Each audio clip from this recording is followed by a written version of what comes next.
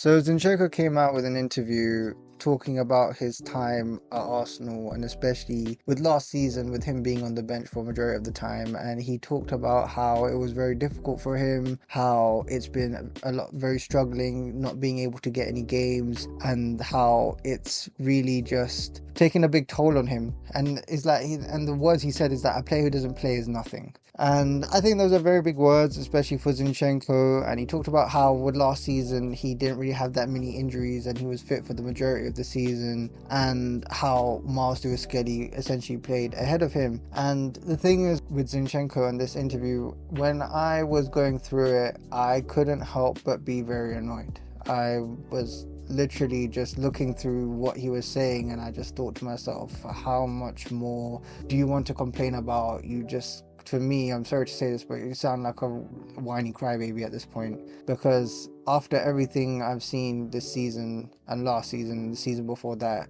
especially throughout your entire time at Arsenal, if I were to count how many good seasons you've had, you've only had one season at Arsenal, which I could say was decent, which was good.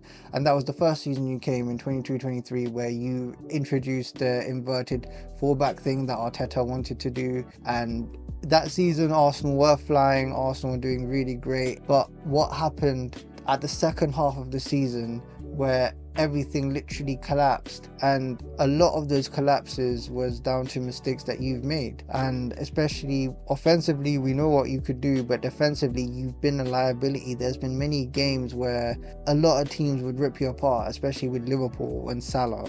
We saw what happened there, and I think the big one is especially against Southampton, where the 3 goals they scored, like there were a lot of them were your fault for the goals. So that's why I look at that and I just think to myself, with Zinchenko, you're a guy that's been at Manchester City, you've won leagues and titles there, you are supposed to be coming to Arsenal and lifting them up. But I don't understand how after one season already people are saying, yeah, Arsenal need to find somebody else. You should be that player, you should be the answer to Arsenal's left back problems. We shouldn't be going into the market so much looking for new left backs nearly every season, to the point where we bought Calafiori in last season and we saw how that's been turning out as well. So when I look at Oleksandr Zinchenko and he talks about his children and him seeing and the children seeing him on the bench and this and that, the only thing I can say is that whose fault is that? It's not anyone's fault but yourself. Especially with Miles Lewis-Skelly last season, no one expected him to break through the team,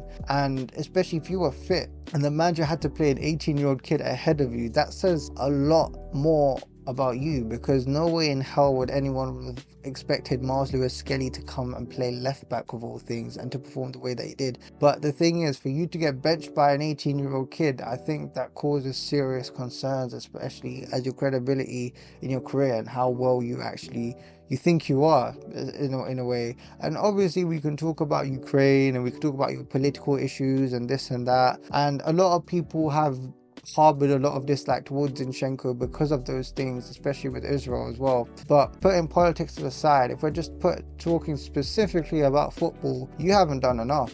And for you to perform one good season out of the 3-4 seasons that you've been at Arsenal, it's just not been good enough at all. And especially for somebody that's on the last year of their contract, if you really care about playing so much, why don't you just leave and go to a different team? I know that Borussia Dortmund have been available, I know that Porto have I've been looking at Zinchenko as well. Why aren't you working to move to those teams? And look, this is a guy that's on very high wages. He was on under 50k at Manchester City, and then he's been jumped to 150k at Arsenal. God knows why Arsenal gave him such high wages, and that's a big criticism that I have with Arteta, with Edu, with everyone that's been dealing with these contracts, because that is why Berta has a very difficult position right now in trying to sell players, because on such high wages it's difficult to find people who are willing to get these players, because who's going to pay these high wages essentially. But with Oleksandr Zinchenko, I just look at him and I say, look man, I don't feel sorry for you, I don't feel sympathy for you. You're supposed supposed to be, and I remember people saying you were one of the most technically gifted players in the club, the way you were able to juggle the ball and the ball control and all that sort of stuff. And if you are one of the best technically gifted players at the team in the whole club, then how the hell are you not starting? And even when you weren't a shoo-in for left back, people were saying for you to get into midfield. And even then, when we've had our injury crisis last season, when we were going through different players, Mikel Arteta still didn't pick you to play in midfield or on the wing, or he didn't even try and change it up. So if that happens, that means you are completely and utterly out of favour of Arsenal, because there were other players that have literally moved positions and changed positions. And we know with Arteta, he loves to do that. And the fact that he hasn't really done that with you, I mean, all I can say is pretty much a wrap at Arsenal. And nobody from the Arsenal fan base that I can imagine is saying for Zinchenko is going to be part of the team in any way, shape or form. No one even really counts Zinchenko at this point. So I think for Zinchenko at this moment in time,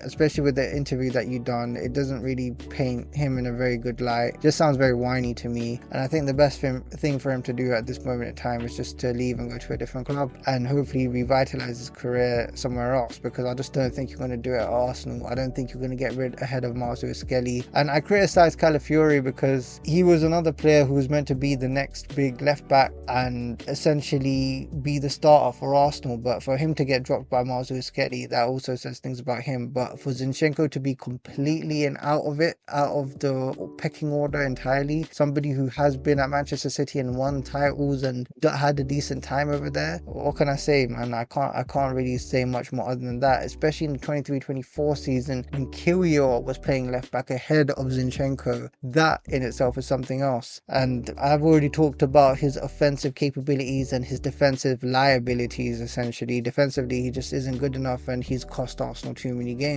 But that's all I can really say about Zinchenko. He just needs to move on, and whether it's taking a pay cut or whether going out on loan or doing something, you know, these complaints aren't going to get sympathy from anybody at this moment in time, because you're on high wages. You're supposed to be the guy that's meant to be starting, putting all things to the side, and at the end of the day you just haven't been good enough. It's as simple as that. Anyhow, that's my thoughts on this whole Zinchenko interview. What are your thoughts? Please let me know. Anyway, hope you please like and subscribe on this video and on my channel as well, and I hope to see you soon in the next video. Bye bye.